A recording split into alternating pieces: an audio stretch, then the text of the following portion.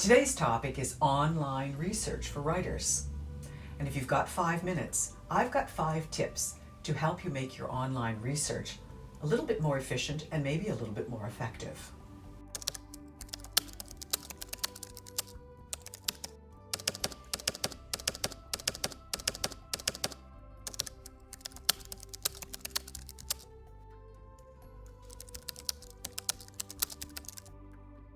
Well, if you've been writing as long as I have, you can only be amazed at how far we've come when it comes to research. When I started my writing career more than 35 years ago, all of the background research that I did for my writing, and it was primarily health and medical writing at the time, was done in libraries.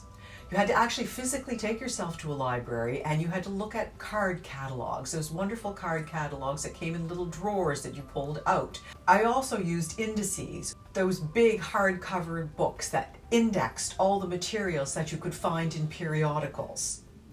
It was very time consuming and I loved it. I loved doing that kind of research.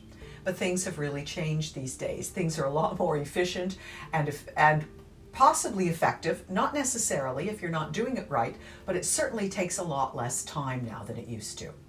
So as a writer, most of the secondary research that you're going to do is going to be online, using online databases and search engines. And my question to you is your research as efficient and as effective as it could be? So I've got 5 tips for you, but before we get to that, let's talk a little bit about the kinds of research that you do. A little bit earlier, I mentioned the concepts of primary and secondary research. Here's a definition of primary research. Primary research is that research where the writer collects information directly rather than relying on information collected by others.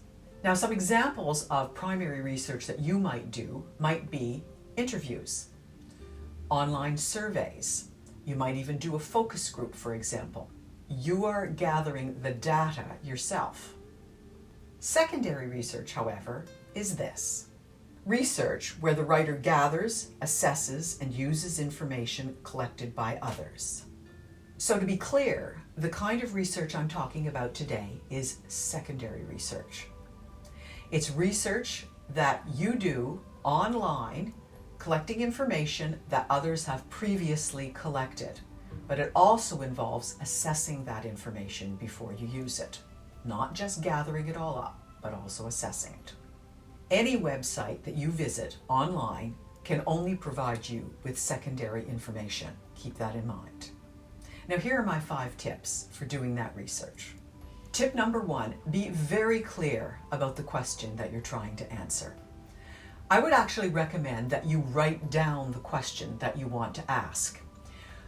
Depending on the question you ask, you're going to get different quality of information. I'll give you an example. One of my most recent books, some of the characters are in New York City on September the 11th, 2001. Now, to approach some background information on that, I could have asked the question, what was it like in New York City on September 11th, 2001? And I would have found some information, but I can get much better information if I ask the question this way. What was the timeline of events in New York City on September 11th, 2001? And by asking that question, I got a much more specific list of information that I could use or not use in the chapter I was writing. Tip number 2, spend some time figuring out your keywords. You've heard this term before, you've used them before, but you need to think very carefully about this before you begin your research. It's like doing some kind of a plan before you start. Write down the keywords that you think are going to be the most useful and find you the most useful information. And once you start plugging them into search engines, because that's where you're going to use these, you're going to use them on search engines, you're going to see the kind of information you get. So you begin to see what are the keywords that you shouldn't be using. Now, one of the things that you need to understand is when people create content online and they put it up, they use keywords that are going to improve their search engine optimization, SEO. Everybody knows this term now. That's what the keywords are used for. However, it also means that sometimes content creators are going to use keywords that are not quite precise in the hopes that other people will stumble on their material. So that's why you need to be really careful about putting keywords together to figure out exactly what it is you're looking for. Tip number 3, use symbols in your search. Let's look at a few symbols that you could be using. One of the most common ones is the minus sign. If you put the minus sign in between two words, for example, or two phrases, then you're going to say you're looking for one, but you're not looking for the other. In other words, leave out anything that has a particular word in it. That's going to get you some more specific information. You might not know what that minus word is until you begin using your keywords, and then you may be able to minus them to get rid of the stuff that's bringing something else up. You can use or between two keywords, and that will give you an opportunity to search for two things at the same time. Another symbol that you can commonly use is quotation marks. If you put a phrase between those quotation marks, it's going to look for that exact phrase. One of the ways that I find it useful to use that particular one is that if I'm looking for a quote that I remember part of before, I don't know the whole quote, I don't know where it came from, I'll put what I know in between quotation marks, and I can usually easily find a source that will give me the entire quote. Actually, you can also use this, interestingly enough, for finding plagiarism. I used it in the past when I had material from students that sounded vaguely familiar, but I wasn't really sure. I would plug in a couple of their sentences into a search engine, and unfortunately, a few times I actually found direct sources that were not cited. That's how you find plagiarism, and that's how editors find plagiarism in your work. Another symbol you can use is the word related with a colon after it. This will help you to find information that's related to a website that you have already found. That can be very helpful. If you want the definition of a word, start your search with define colon and then put the word after it, and it'll find you the definitions of the term. Just want to point out to you that it's been more than 10 years since Google stopped using and as one of the symbols in their searches.